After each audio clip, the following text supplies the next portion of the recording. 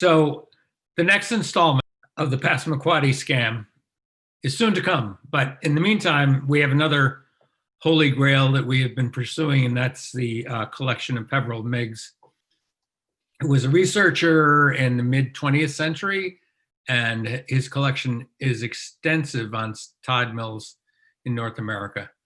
And we have been pursuing a way to sort of access this collection and maybe be the stewards of this collection for decades.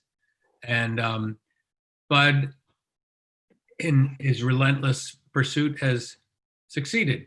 So we'll let him talk about that. Thank you very much. This is something Tide Mill Institute has won the Holy Grail, so to speak. Here's how it happened. Here's what it was all about. There were many, many tide mills in Europe and America, as you know. There were people who studied tide mills in Europe. Look at the long list on the left of people who have studied tide mills. Look at what's happened in the United States. It started in 1930. Pepperell Meigs, a geographer, studied tide mills for 14 years during his retirement. John Goff and Earl Taylor began in 92. I began in 96. And in 2005, Tide Mill Institute was organized, and we wanted to do it in spades. In 1924, young Pepperell Meigs graduated from Berkeley, California, University of California, Berkeley, as a geographer. He and some other graduate students went to Baja California. Here's a picture of him having fun. He's got a lot of fish. He's got a shotgun. But what he was really doing was studying. He was studying the arid lands. He got fascinated with the people in the arid lands.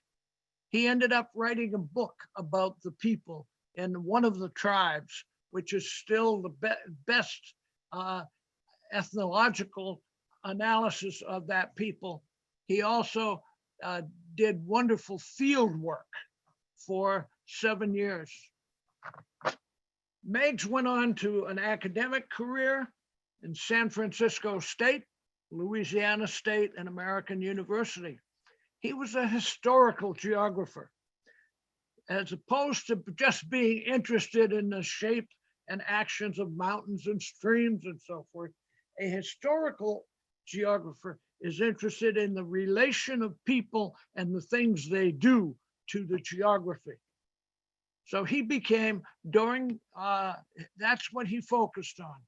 During World War II, he worked with the OSS and worked as an arid land specialist, also with the Arctic Institute of North America.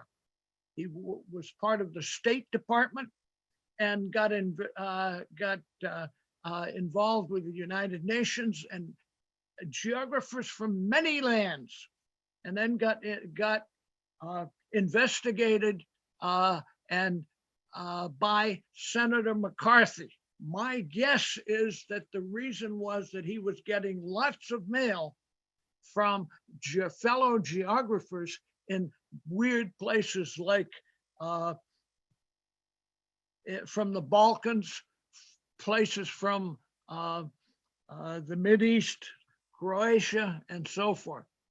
He ended up with the US Army in the Natick laboratories, focusing on arid lands. I'm trying to cut this short. He retired in 1965, and he was planning to do some kind of historical geographical study in New England. He moved to Massachusetts, and he read a book, according to his grandson and father and his son. He read Tinkham Brothers Tide Mill. Some of us know of that because of Richard Duffy's work. Well, he decided he was going to study tide mills. He was a very academically oriented kind of guy, and he did. He got a grant to study tide mills from Nova Scotia to Georgia, all the Atlantic coast. Here he is on the left. This was shortly after his retirement in '65. That globe was given to him by the American Geographical Society.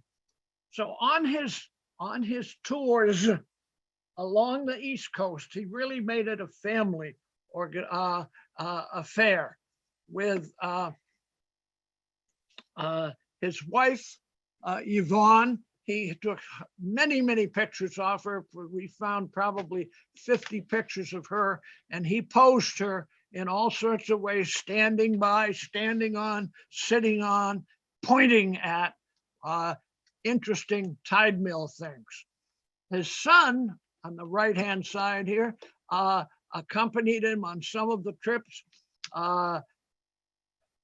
Willard Meigs was an engineer and helped his father understand a certain amount about the geography of the mechanics of water and so forth. And then his son, Stephen, even went along. This is a great picture of Stephen. I don't know how old he was at that time, but he's sitting underneath the Slade tide mill in Revere, Massachusetts, by one of the wheels. Okay. Meigs's goal was to write the book about the tide mills of America. He never got there. He spent years researching, collecting stuff, corresponding with publishers, but never could quite turn the page and get the book written. Unfortunately, he had a couple of strokes. He had a heart attack and then had another heart attack and died in 1979. His son, Willard Meigs, inherited the collection, and it moved from Maryland, where he lived, to a new home in North Carolina. This is a picture of Willard Meigs's grandson. This is the kid who was in shorts sitting beside that wheel under the tide mill at Revere, Massachusetts. In 1991, John Goff heard about Willard Meigs, heard about Willard Meigs's collection, and got in touch with Willard, tried to get access to it, and was unable to. He had some correspondence. In 1995, I heard about Willard Meigs, about Peveril Meigs, and I got in touch with him. He was in Maryland at the time. These boxes were in his garage. I had a daughter who was living in Washington, D.C., and I said, well, I could come down. Next time I come and visit her, could I come and look at the papers? And we never quite worked it out. In 1999 and later, those of us involved in Tide Mill Institute began to get very, very serious about this collection. We corresponded with Willard, who wanted to preserve them. He had some stuff he wanted to do with it, but he also was very concerned about the safety and the final resting place for this collection. In 1916, we connected with Maine Maritime Museum and said, if we were able to acquire this collection, would your organization be interested in taking it? And they said, maybe. Tell us more about it. I wrote a number of things with Willard. I got wonderful letters back, had nice conversations with him and his wife, and he was never quite sure about what he was going to do with them, but he wanted to make sure that they did get to somewhere safe. In February of 2019, I called and Mrs. Meigs told me that Willard had had a stroke. So I backed off. And then in August, I called again just to see how Willard was doing. And Mrs. Meigs said, Willard said, come and get him. So in September, I went, took this picture of their grandson in their storage area in their house, where this is not the total collection of papers. Most of this is family stuff of a different kind. We all have lots of family stuff ourselves. And then in September, we arranged to have it shipped to Tide Mill Institute. I'm going to have a meeting with the archival people at Maine Maritime Museum after Thanksgiving, and we're going to try to work out the details. We are working on the collection to organize it and archive and set it up in archival fashion so that it can go to a good academic organization. Here's what came into us. There were really total of 8 boxes. These are we now have the stuff, the material in 8 bankers boxes. There are hundreds of photographs. There are thousands, probably 2,000, 3,000 file cards with 3x5 cards. There are 4 boxes, 4 drawers of this with Peveril's detailed academic research notes. Pat Malone still uses these 3x5 card arrangements to do his work. There are field notebooks like this, where Peveril had these in hand when he was slogging through the mud from Nova Scotia to Georgia, looking at tide mills. And there are wonderful diagrams such as this in there where he, and details about the mills that he was working on. Okay, the stuff arrived, the material arrives. We put a group together. This is Dean Rikerson on the right, Ron Klodensky on the left, and yours truly in the middle. We're at my kitchen table creating what are called box lists. A box list is simply an inventory of everything that is there. That's, the experts told us, that's the first thing you do when you start to do some archiving. Okay, so this is an indication of the box list. This is what we did. We have 25 pages listing every single folder in the collection with the material that is in there. The next job is to sort it and to make sure everything comes together. Here's examples of what it looked like. So we have now done the box list. We have one box of 35 folders, 25 folders of all of the correspondence that Meigs had talking about the book he wanted to write. And then we have begun to sort things by state. And this is where we are at this particular point. And as I said, I'm having a meeting with Maine Maritime Museum, and hopefully they will take these papers, or they're going to consider taking this marvelous collection of data about tide mills for their archives. Here's a picture of one of the sections in their archives. We will see if this happens. Maine Maritime Tide Mill Institute is very, very fortunate to have acquired this collection of research, which is more important than anything else that we have found anywhere in the world, because it's the best large collection of information about American tide mills. And we want to get the the organization, we want to get the inventory and make it available to folks like you who, like us, love tide mills.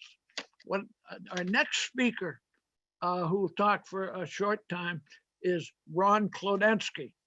Ron has done a marvelous job, and he is, well, he will tell you about what he's done with Peveril Meigs's notebooks, these notebooks that he took notes in all along the New England coast. There are at least 400 pages of notes, and Ron has scanned them so they will be available for researchers to look at in good large print. Okay, Ron, I guess you're up now.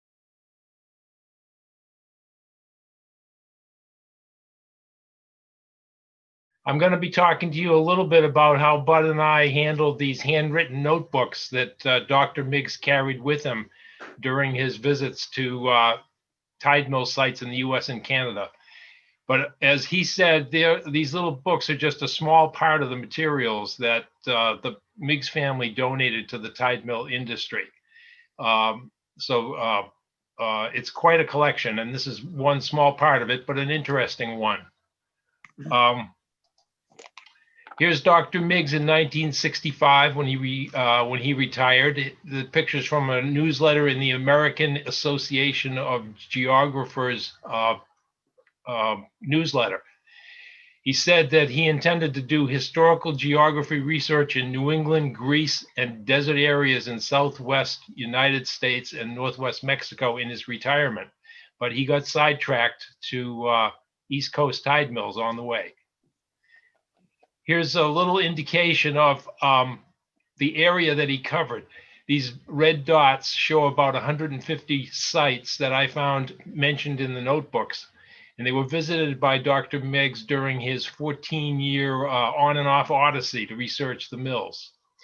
In the entire collection, including these notebooks, he documented about 300 total sites. His travels were mostly by automobile, and he covered the coast between Prince Edward Island in Canada and the southern coast of Georgia, about an 1,800-mile span. There are 6 small notebooks of various sizes and page counts, but the total number of pages is about 400. Obviously, Dr. Meigs was not new to field research when he started keeping these notes. As Bud said, his early career were spent many days and weeks in the field in Baja, northern Mexico, and similar regions. So these notes he used, I guess, the practices he had learned in those outings. So inside these notebooks, we'll find observations and details in text and diagrams, the photo descriptions keyed by numbers to the hundreds of photos that Bud said are also in the collection. He kept notes from local library research that he did on the way and recorded conversations with local people as he went. Here are the years covered by the various notebooks, 1964 to 1978. Oddly, notebook 6 is missing from the series. I suspect it might have been dropped in the mud at some tide mill site. You'll also notice the numbering isn't quite chronological, and I still don't have an explanation for that, but maybe something will surface as we proceed. As we said, the notebooks are a small part of the collection. Bud went over the list of papers, letters, photographs, diagrams, and other documents. Here's an example of the detail in the notes. He made this sketch while visiting the site of Tucker's Mill in Spruce Creek in Kittery in September 1968. It includes the configuration of the remains, and it's got dimensions of the features and remains of underwater planks. He kept notes about the photos he was taking along the way, and these photos are part of the collection, but separate from the notebooks. Here are a couple of examples of photo notes. This one from 1968 says he's looking at the Cuts Mill Dam in Kittery, and this was mentioned in the video we saw earlier. And he describes how he's looking from below and facing southeast. He gives the weather bright and sunny, and he sees an old electric railway trestle on the left. It's 11 a.m. Another note says in 1968, the Rains house, which is rented now, and the end of the dam, looking east at 11:15 a.m. He kept notes about incidents during his travel. One records a one-day trip repairing the left front wheel bearing at a Citgo station in Kittery. So he wrote everything down. He often noted the intelligence of the people he met along the way. In 1970, he wrote about Houston Dodge of Damariscotta, Maine. He said he's 53 years old, looks younger, a tall, athletic body, beard turning slightly gray, only clothes, a pair of trousers, and a colored beaded necklace hanging down a foot below his neck. No shoes, but he speaks very intelligently. I checked on Houston Dodge. He died in 2017 at age 99. Another note talks about Dana Story of Essex, Massachusetts. Dr. Meigs says, I found him at his boatyard. He's a smart and gifted man who talks sense and can put things together.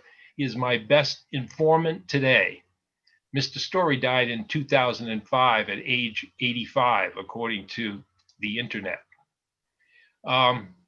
Although he was highly complimentary of people he met along the way, describing them well, and sometimes he was a little disappointed. Here's a quick note from his visit to Chatham, Mass. He says, I phoned Mr. Cropley at the Chamber of Commerce and asked about the tide mill shown on the Chamber of Commerce map. He said he never heard of a tide mill. He referred me to Chester Eldridge. I phoned Mr. Eldridge and he had never heard of a tide mill.